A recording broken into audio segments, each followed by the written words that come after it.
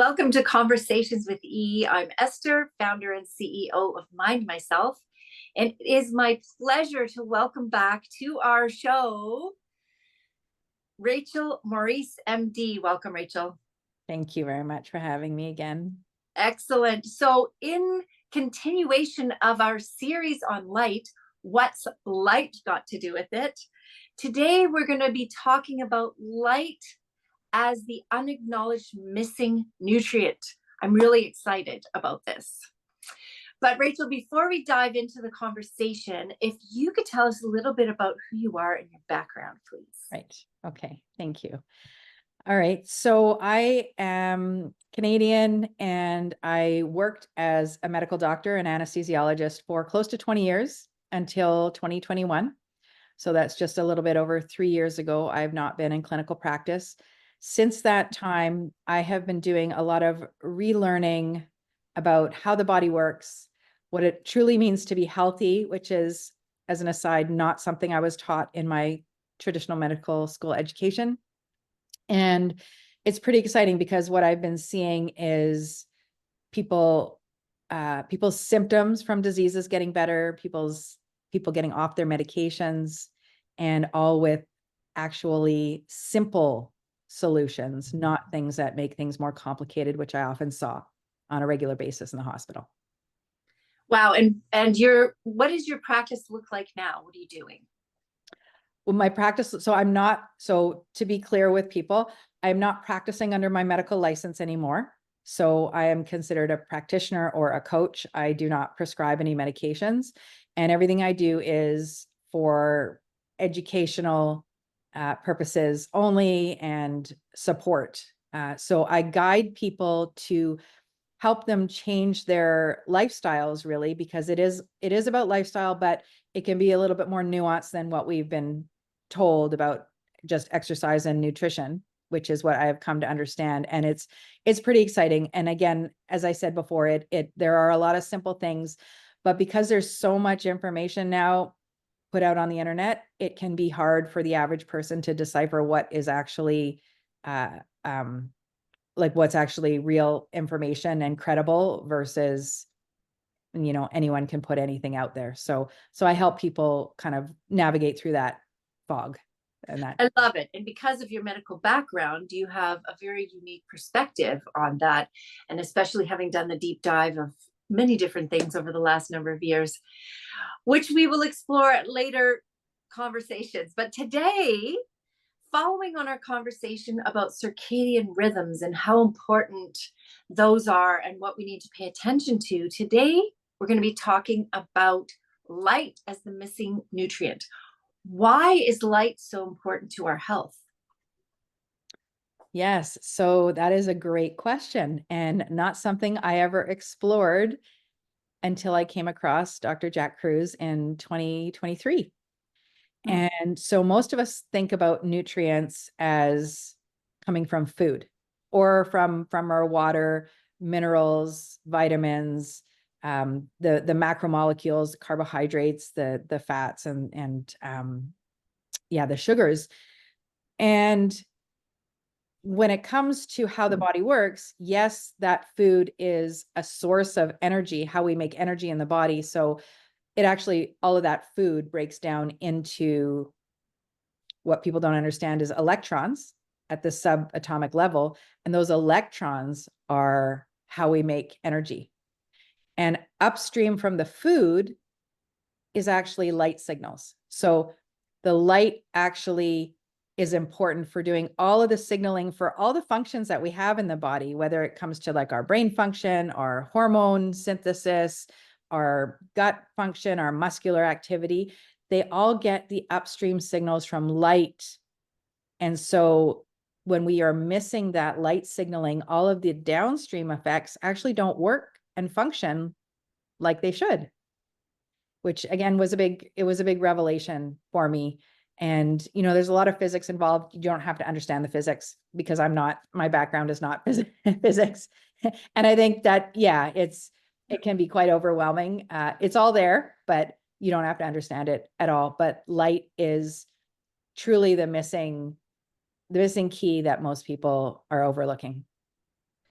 And when you say light, so are you talking about outdoor light? And I know we referred to this a little bit in the last conversation, but just a brief overview of indoor light versus outdoor light, full spectrum light. What is that? Yeah, and that's a really good question as well, because it's such a broad term, light.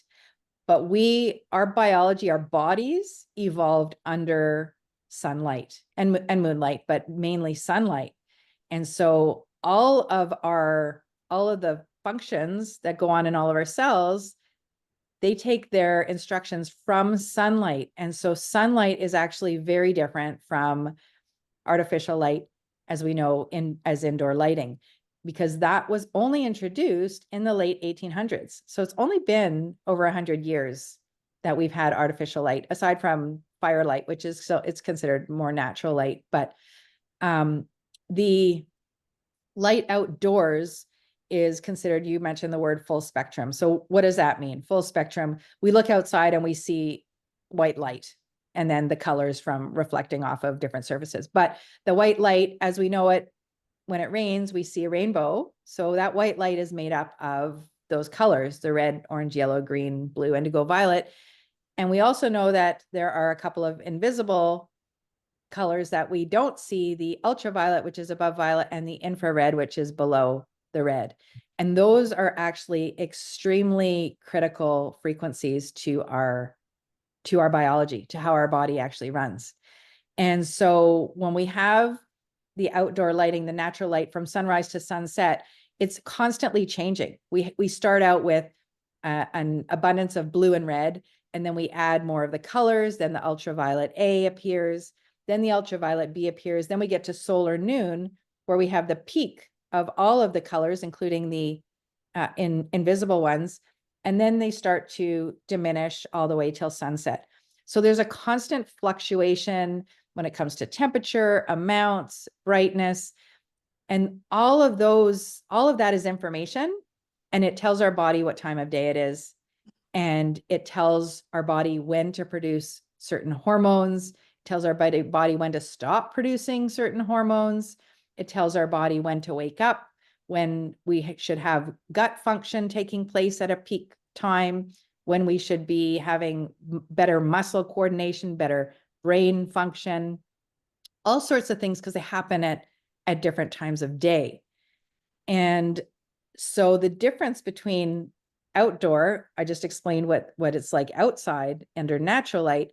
Then we come indoors under artificial light. So I think it was the first light bulb that was created was the incandescent.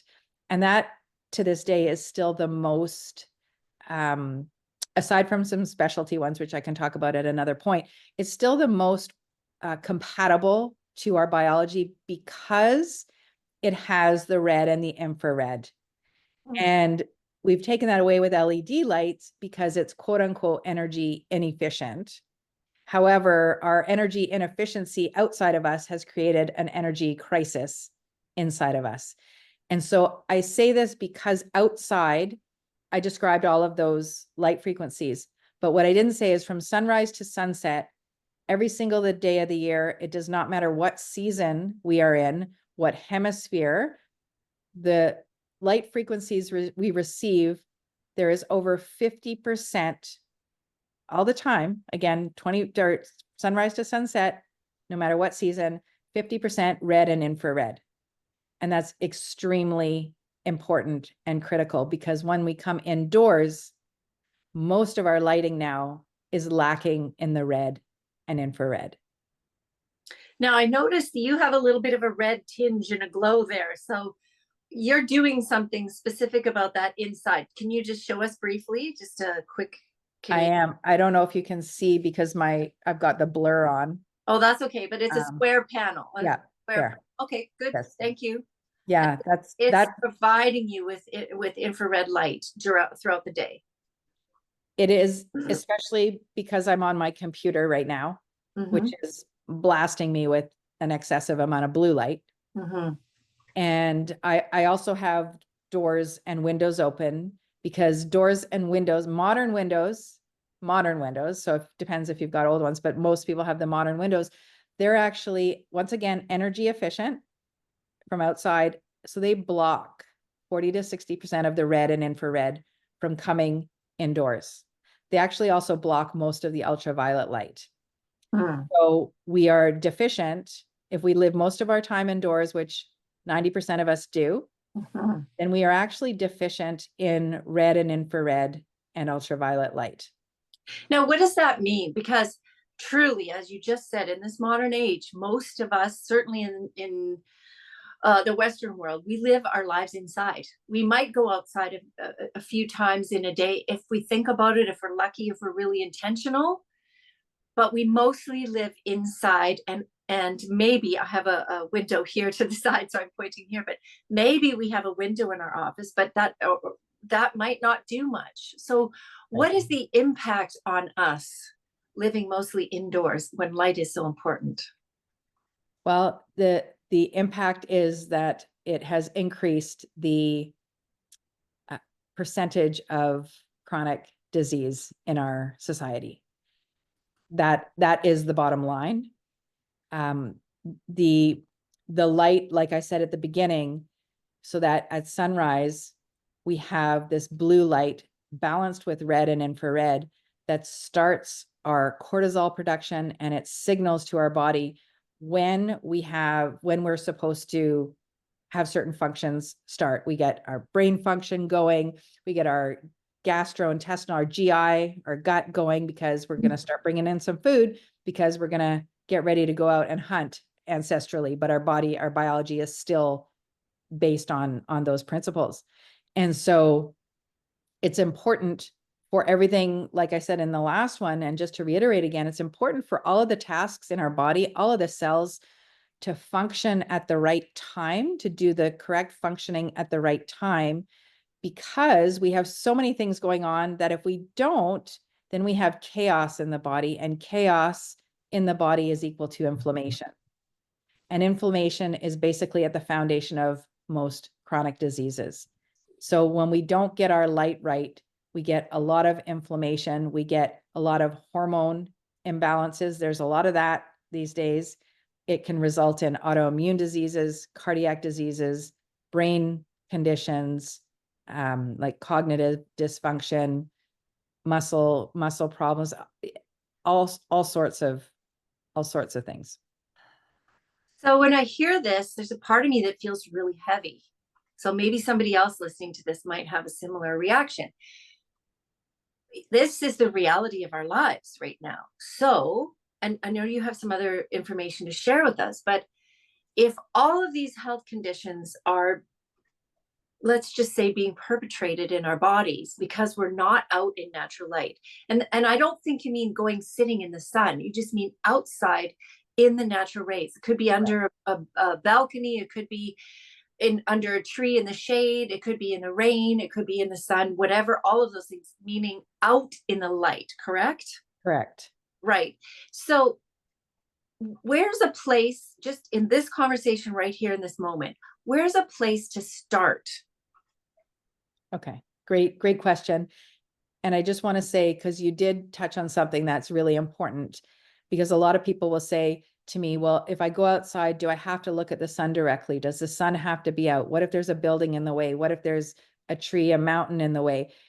That does not matter. Light bends around everything. The critical light frequencies come through any weather, clouds, rain, snow, storms. The important light frequencies come through. So where to start is, I would say, like we had talked about earlier, really is getting your body up at sunrise time. So that's not daybreak, sunrise. And you can find sunrise in a lot of weather apps. There's another app called Circadian. But to make sure that your naked eyes see natural light at sunrise time. So within a half an hour, within that very minute, what's the flexibility here? So ideally, right at sunrise. Right. And so at sunrise, we have the blue and red that come out. Then the next critical timing of what light frequency comes out is ultraviolet A. That happens it happens when the sun reaches 10 degrees above the horizon, which is variable in different places. So one does have to look for that. You have to look for that timing, but it's usually within an hour of sunrise. So if you can get your eyeballs on the light within that hour before ultraviolet A comes out, that's also, that's better than not. And the reason I say that is because there is the layering of frequencies. So we talked about the blue and the red, and then we have the ultraviolet A that comes out, then the ultraviolet B, and then the ultraviolet B disappears, the A disappears, and they diminish. The sequence of the light that appears is very important for us to see. So what if we're inside? So I felt so good and proud of myself today. I went out, I set my alarm. I looked at what sunrise was supposed to be today. I set my alarm and I went outside. I got my jacket on and I went outside and I sat there for about 15 minutes. It was raining, pouring rain. And I went, it doesn't matter. I'm seeing the light. And then I came back inside and carried on with my day where I'm in the office. So Right. I'm probably not seeing the UVA and UVB. And we're in midday-ish right now. Right. So what is a person to do? Yes. And that's a great question. And, I made a post yesterday, I think, about reminding people that it's all about progress over perfection. So when I speak about things that are ideal, as long as we are moving the needle one step in the right direction, that is wonderful. That is great. So getting out at sunrise, that is great, right? To start to have small steps, because it takes time for life, for people to change their lifestyle. Mm-hmm. Once we get sort of fixed in how our lives are run, it really takes intention and a lot of work. Like I want to acknowledge that for people. So any little step that people can do is great towards moving in the right direction. So like yourself, we're indoors. One of the things that we can do is open windows or open doors, even if it's just a crack. If you can't open a door or a window, and like you said, you went and sat outside, you don't even have to go sit outside if you can't. You can open a window or open a door. If I'm standing at my sink and in the kitchen at sunrise and I'm making breakfast and lunch and cleaning up and doing that kind of stuff, I have the window open. So I know that those light rays are coming in, even if I'm not physically outdoors. So, that's one thing that I would say as well for people who say, well, I can't get up at sunrise. I can't get outside if someone lives in an apartment and it's more difficult, or they go to work before the sun actually rises. So, there's a lot of nuance, and this is how I work with people one-on-one, because everyone's lives are so different and everyone's going to have a different, I don't want to say excuse, but a different condition, Mm-hmm. which they can't, or they need help navigating around or accommodating into their lives. Absolutely. Now you talked about doing one thing, and you also talked about light being so intricately connected with so many of the diseases and maladies and conditions that we're experiencing right now. If somebody does one thing, let's just use that, the one example of getting up and being outside in sunrise, whether walking or sitting or standing at the door or having the window open. How much time could pass before someone could notice some differences with that one thing, do you think? That's a great question. And that's going to vary Mhm. significantly Mhm. from person to person, depending on how much is going on in their body up to that point. Because some people who are very sick are going to need a lot more than just 5 minutes of seeing the sunrise. Right. So it does really vary. I can tell you from working with different people that some people, like myself, things changed for me within 2 to 3 weeks. Wow. And I know that some people who have had significant, for example, heart attacks, young people with diabetes, type 1 diabetes, have reversed things within months that doctors said that could not be reversed. All because of light. All because of light and water and some other things to do with targeting the mitochondria, but it really boils down to light and water in the body. Okay, so Rachel, we are hearing all the time from so many sources. Stay away from the sun, put sunscreen on, wear sunglasses. The sun is bad. Please comment on that from your perspective. Yeah, so what's very interesting is historically, and there are images and there are books, first of all, talking about phototherapy, which there was a term called heliotherapy. And the first person, I think, kind of scientifically to have this documented, what I can't remember his name, but he used sunlight to cure people from tuberculosis. Wow. And hospitals used to actually be open air rooms. So the light would actually come into the rooms. People used to be wheeled outside on gurneys after surgery because of the known importance of light. So sunscreens actually have only started to come into our society in the mid 1950s, 60s. And interestingly, I'm just stating a correlation here. That's when the increase in cancers and skin cancers have started to increase. So for those people watching, I am not saying that that is the cause. I'm saying that there's a correlation there that I would go and research for yourself. But what I've also heard and looked at myself is a lot of the dermatological research actually shows the less sun we get, the less vitamin D we make, which I know people understand that.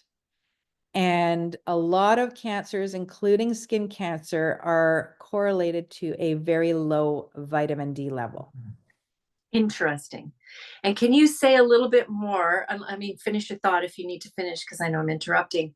Can you say a bit more about what that means that sunlight activates our own body to produce vitamin D? I really do want to know more about that, but finish your thought first, please. Right. Well, no, so I mean, kind of tying that in there, what I was going to say is it's very different from taking a vitamin D supplement, because when the sun hits our skin, we actually convert cholesterol. So that's another topic. Cholesterol is very necessary.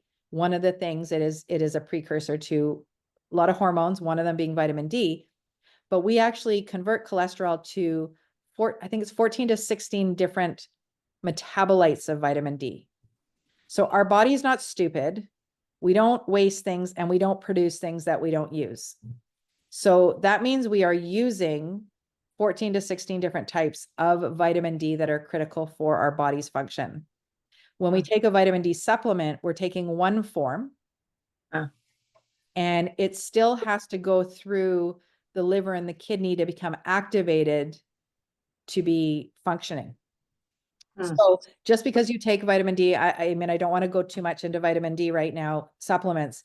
I don't take vitamin D supplements, and I don't take any in the winter when we don't have UVB here, because you and I are close in the same latitude, because there's another way that our vitamin D receptors get activated in the winter.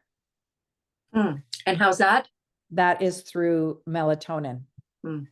But most of us are not harnessing the darkness in winter because we are living under artificial light. So we're not actually getting that melatonin that our body has biologically evolved to use when we're not getting the light. Melatonin, so many topics of conversation to explore. Okay, so let's continue on with this then. The sun being bad, but not. Right. So the other thing is we have ultraviolet A receptors on our cornea and on our retina. So ophthalmologists, traditionally trained ophthalmologists, will tell you that ultraviolet light is bad for your eyes and causes all sorts of damage and problems. However, once again, our bodies have evolved to use, we've evolved and we have certain receptors in our body to use different substances, light and frequencies being one of them, to function. So why would nature give us ultraviolet receptors on our retina if ultraviolet, first of all, if ultraviolet light didn't go all the way through? It's a very small percentage that does go through. The lens blocks most of it, but we have ultraviolet A receptors there that stimulate the production of a whole pharmacy of hormones and neurotransmitters. We have a bunch of amino acids, which I don't have to name them all, but we actually have a pool of amino acids sitting on our retina that are activated by ultraviolet A light, once again, to produce a pharmacy of hormones and neurotransmitters. And we think from traditional medicine that our body is run by hormones and neurotransmitters and minerals and vitamins and so on, which is true. So we need the critical functioning of the hormones and neurotransmitters, and that comes from light signals. We also have ultraviolet A and B receptors on our skin. So another example would be ultraviolet A. What it does is it actually promotes nitric oxide production in our blood vessels. So for those people not familiar with what nitric oxide is, it actually helps dilate our blood vessels. And it's one of the things that's given to people who have heart disease, who have very narrowed arteries, to help them dilate. That nitroglycerin that you either spray or put under the tongue that dissolves, that is a derivative of nitric oxide, which helps dilate and allow the blood flow. So imagine you go out in the sun, you get dilation of your blood vessels. It actually they come to the surface of the skin so they can pick up more of the light signals, and you get better. People actually have reduction in their blood pressures. So I'm not going to make this as, I'm not saying this is a medical claim, but it's interesting if you speak to people who have high blood pressure, then they go away on holidays if they're not slathering themselves with sunscreen and completely blocking themselves with sunscreen, as well as sunglasses. That's something I can touch on as well. People think, well, I'm just not as stressed because I'm away from work. I don't have all the responsibilities from back home. So when I'm on holiday, that's why I feel better and things sort of calm down in the body. But there's a lot more to it than that. There's the light signals. There's all of the grounding and earthing that takes place when people are in nice places. They're walking in the sand in bare feet. They're gathering electrons, which is what is fuel for our mitochondria to make energy. So it's actually fuel for our body, the electrons. And then we're in the water, the ocean water. We're getting all of the natural minerals absorbed into the body. We're getting the water that we need to take in, even if it's being absorbed through our body. We're not drinking the seawater, but it's got a lot of the energy that is in nature that we need. Whereas, for example, I want to say water, if we take a bath at home, and I'm not saying this is bad because, we have to work with what we have, but taking a bath and running a bath with tap water, that water is not the same as bathing in natural springs, lakes, rivers, oceans. It's very different. Right. And you mentioned sunglasses. I did. So sunglasses are, I find this one very challenging with people, because a lot of people will say they're very sensitive to light, so they need their sunglasses. However, if one makes sure that they get the morning light and they layer it, they take the time to get adapted to the morning light initially, they can reduce their sensitivity to light. But what sunglasses do, and most glasses, they first of all block the red and infrared once again, because of just the modern glass. They block the red and infrared, and they block the ultraviolet. So I just talked about the ultraviolet receptors in the back of our eyes. So that's one of the things that it will be blocking, is actually your hormone and neurotransmitter production if you're wearing sunglasses. The other thing is, they're dark. And so what they do is they tell our bodies, our brain and our bodies, that it's no longer daytime, it's nighttime. So it's a confusing signal for what the cells should be doing in the body.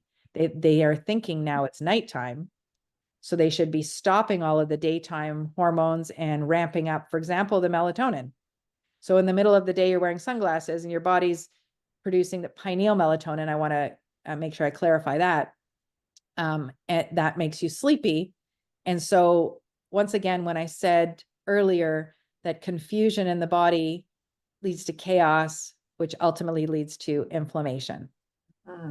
Which is a source of so many diseases and illnesses and situations right now.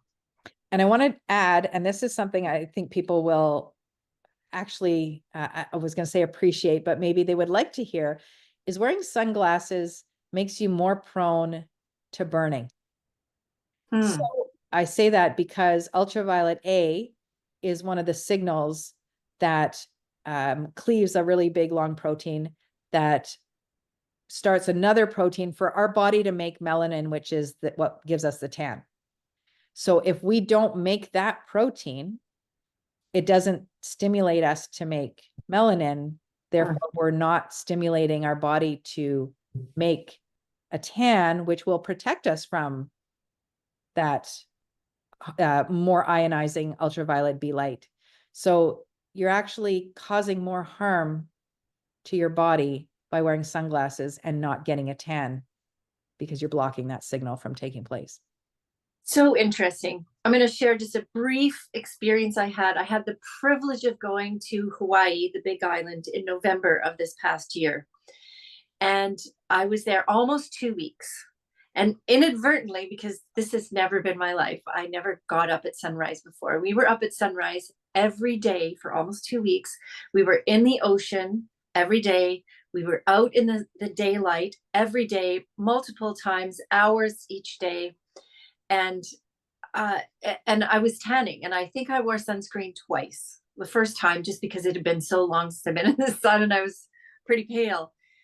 And I got a little bit of a red at the back because we were snorkeling, and so there was a lot of time spent that in that orientation. My skin at the end of probably 10 days of those 2 weeks was never better. I felt really great. My skin, as I said, was smoother than it's ever been. And I just felt really great. And I felt like I was in touch with the rhythms of nature. That's what came to me. And now, as you're explaining this, I had a microcosmic example of what life would be like. Now, I can't live that way all the time and swimming, being in the ocean every day, although it'd be great, but bills and things have to be paid. But just the experience of that, and it was so contradictory to stay away from the sun, cover up, don't be in the sun. I had an opposite experience of that, and it's just a case in point of what you're sharing with us today. Right. Well, and just to kind of continue along that thought, you mentioned earlier that most of us, our modernization, our modern life has us living indoors more than ever. And then the time that we do go outside, most people are told to cover up with either sunscreen, sunglasses, or clothing. So we're not even getting the sun, the little amount of sun that we could get, or the little amount of light that we could get when we do go outside. And cancer is now, 1 in 2 people get cancer or are diagnosed with cancer now. Whereas when I started medical school, so that was 30 years ago, we were told it was 1 in 4 people. And prior to that, it was not like there was an explosion. I think it was in the 70s when I think it was Nixon. Was it Nixon or Reagan that said, we were going to declare a war on cancer, right? That was in the 70s. And so it's only with the advent or with us moving indoors that cancer rates have gone up. So it actually doesn't really make sense. And one last thing to do with the sunglasses, I just want to touch on and make sure that people understand. There are 2 instances where one would want to wear sunglasses to protect their eyes: when they are on the water all day long, or on a glacier or snow, in a snow environment, because then you are getting what's called an albedo effect, which is quite different. And then that can cause problems to the eyes. Okay, that's very clear. Now, we've talked about the beginning of the day, the morning, the afternoon. What about the late afternoon and sunset? Can you talk a little bit about that? Yes. So sunrise and sunset are similar in the effect because of the fact that they actually have an abundance of red and infrared, even more so than the 50%, because all the other colors have diminished or aren't there in the morning. And that red and infrared are so vital to our healing. And so at sunset, we've got red and infrared, and at sunset, the blue light disappears. We still have some red and infrared, and those target specifically the mitochondria to increase energy. So making sure we have red and infrared are important. But now that the blue has disappeared, it's signaling to our brain, we no longer need any cortisol around. We can start to make melatonin. So that is what happens after sunset. That's what we're designed to do, is have the cortisol disappear and the melatonin start to be released into the bloodstream. And I say cortisol disappear and melatonin be released because cortisol and melatonin in the bloodstream cannot exist at the same time. So if you have cortisol, you're not going to have blood levels of melatonin. If you've got the blood levels of melatonin, you're not going to have the cortisol. And I'm specifically saying blood levels because we do make melatonin within the cells, which is different from red and infrared light as well. So that's one of the important things to note throughout the day being outside is we make melatonin inside our cells, which helps clean up inside our cells. But that is somewhat different from the melatonin that's released at sunset time. And that melatonin that's released at sunset is released into the blood. And that is what makes us tired, which is what's supposed to happen, because then we are supposed to go to sleep and have the melatonin along with some other hormones signal to the immune system what cells have been damaged, what repair needs taking place, what cells need to have cell suicide and die. So that melatonin is extremely important for that signaling to take place. So once again, because of our modern living, where we come indoors after sunset and turn all these lights on and sit in front of our phones, our computers, our televisions, we're not allowing that melatonin to be released. And therefore, we're not allowing the repair that's needed to take place at night to happen the way it's supposed to happen. So we're going to have less time for repair, which means we have a lot more use during the day, a lot more breakdown happening, not enough repair. So imagine if that was your car and you took it, the mechanic says, I need 2 hours to fix whatever problem there is in the car, but you only give the mechanic half an hour. There's only so much they can do. And each time you go in, they need 2 hours, but you're only giving them half an hour. You're going to break down a lot faster and you're just not going to function the way you would like to function. Right. And so in this modern age, where we all do come inside if we're not already inside and we miss the sunset from our house, whether we can see the sun going below the horizon or whatever that is, but just being outside in that light, then we come in and we all turn the lights on. All of us in this part of the world anyway, we all come in and we turn the lights on and we stay up until whenever. And I hear you. So we're not getting enough repair time. And the prevalence of sleep issues happening these days, saying, oh, it's hard to fall asleep, or I fall asleep, but I can't stay asleep, or my sleep is troubled, or I get up 6 times in the night, or take your pick. So many sleep issues. What do you recommend, given that we are coming inside and turning our lights on? Right. So the simplest thing to do, because it is difficult to shift an environment, especially when we live with other people. Mm-hmm. I can talk about what that looks like, because I have done that in my household and it's taken time. I've got 2 kids and they're mostly on board now, but the simplest thing to do is to buy blue blocking glasses. So I'm wearing blue blocking glasses. These are daytime ones though. Mm-hmm. So they don't block all of the blue because it is daytime and blue is the frequency that tells us it's daytime. But I have the glasses I have, and these are my favorite kind because of this. I don't have to put on a different pair. They've got these magnetic clips. So this is an evening one. So you can see the difference in color. Yeah, it's orange. Yes. So these block 100% of the blue and the green up to the 20% of the green frequency. So I just clip these on like that. at sunset, and you can see through them still because they're orange. And I just want to say this because I know I've had people say, oh, I bought blue blockers, I can't see a thing, I can't wear them. So there are, actually don't think I have them right here. There are ones that are a deeper color red than these. And those ones are kind of difficult to still have a life after sunset. I tried. I couldn't. I had to send it back. Okay, right. You have them. So those ones block 100% of the blue and 100% of the green frequencies. And I put those on. I don't actually put them on all the time, but when I put them on, it's about half an hour before bedtime because I can't walk around the house in a dim house with those on and see anything.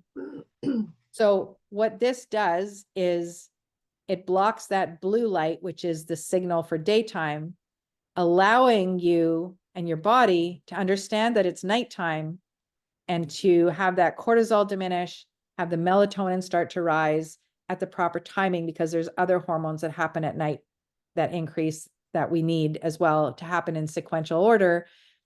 And therefore you can still, I don't advocate for having all the lights on, but this is one way to start. And what happens is when you start with this, you get tired sooner. I've had people say, you know, oh, but I'm a night owl.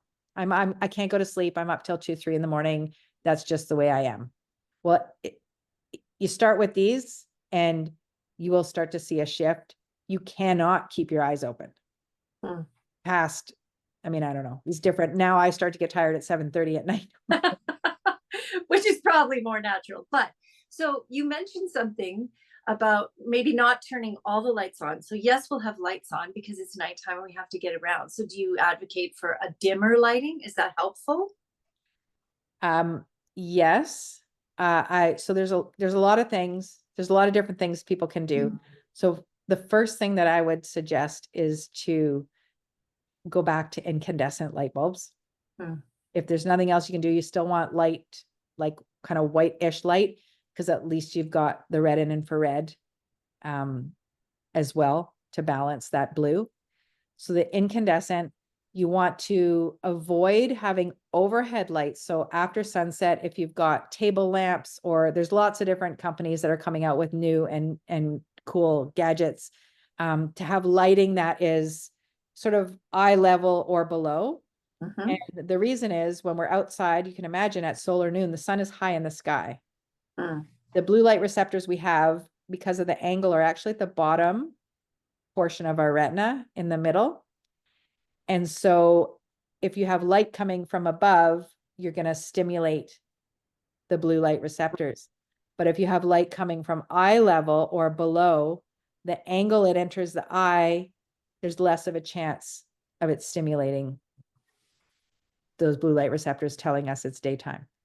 So I actually have interspersed with some incandescents as well as some red light bulbs, because that again is eliminating the blue, and you can still see it's darker in the house, which my kids complained about at first, but they got used to it. And then their friends thought it was kind of cool when they came over. So dimmer red lights, or at least interspersed with incandescents, the blue blockers. Yeah, the one thing about dimming lights is one has to be careful with flicker. So flicker is another thing for people who are not aware of what that is. It's when they were creating light bulbs and they wanted to make it like a lower intensity. What they ended up doing was basically at a very rapid rate turning the light on and off. So it's at a rate that our eye cannot perceive consciously, but our brains perceive it. So it's actually quite destructive and harmful for us to be around flicker. And how would we know? So what you can do, actually, I mean, most LED lights do flicker. And unless a light bulb says that there is no flicker, it does. And most electronics, computers do. Sunlight does not have any flicker. So that is one of the issues with artificial light.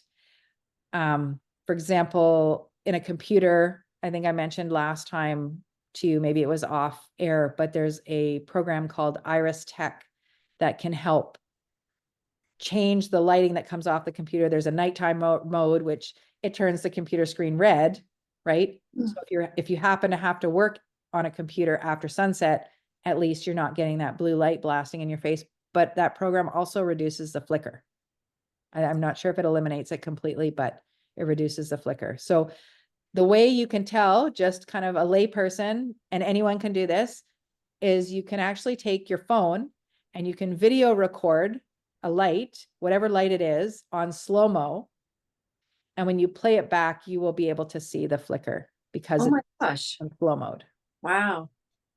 Well, and this is so informative. And Rachel, I know that we're going to do an episode, excuse me, exploring more of the technologies, like some of the red light panels, more of the glasses, red light wands, some different technology about light in another episode. But I love that you've touched on a number of things here, and you gave us some really practical solutions of how we can start.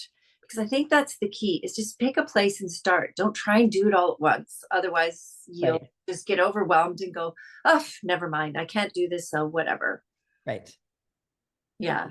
So what thought would you like to leave our listeners with today? I would say, just based on what you just said, yes, all of this information can feel overwhelming because there is a lot there, and it can feel like it would be challenging to completely rearrange one's lifestyle suddenly around light. But I want to bring people back to just even having the awareness, starting with the awareness of one's light environment, is a huge step. And, I was listening to, I'm not sure if you heard this one, there's a little, a story being told by one of the same company that we were just talking about earlier, about how someone gets someone who's addicted or like a hoarder to change their habits. And it's not by kind of cleaning up one little spot at a time. Literally, the start was, you open a drawer and I want you to look at that drawer for 30 seconds just to see what's in there.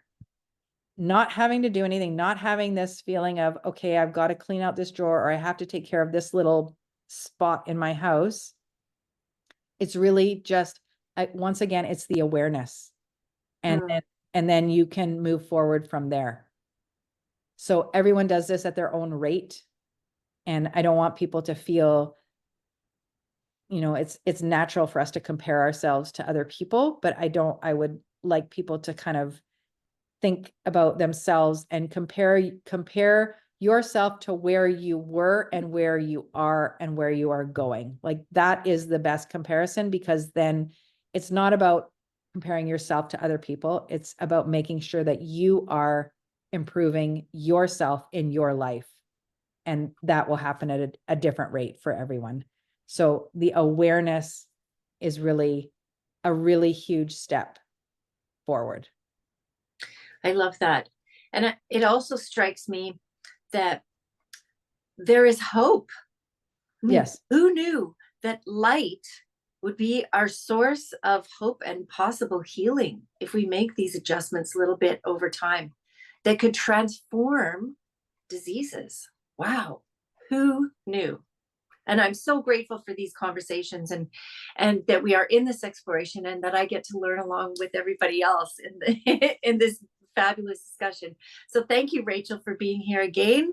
And we look forward to the next discussion, which is going to be about the impact of prolonging our daylight hours artificially. We're going to dive a little bit deeper into that specific conversation. So thank you again for being here with us. Thank you for having me. Enjoyed talking with you. Thank you. And we're doing this because you matter.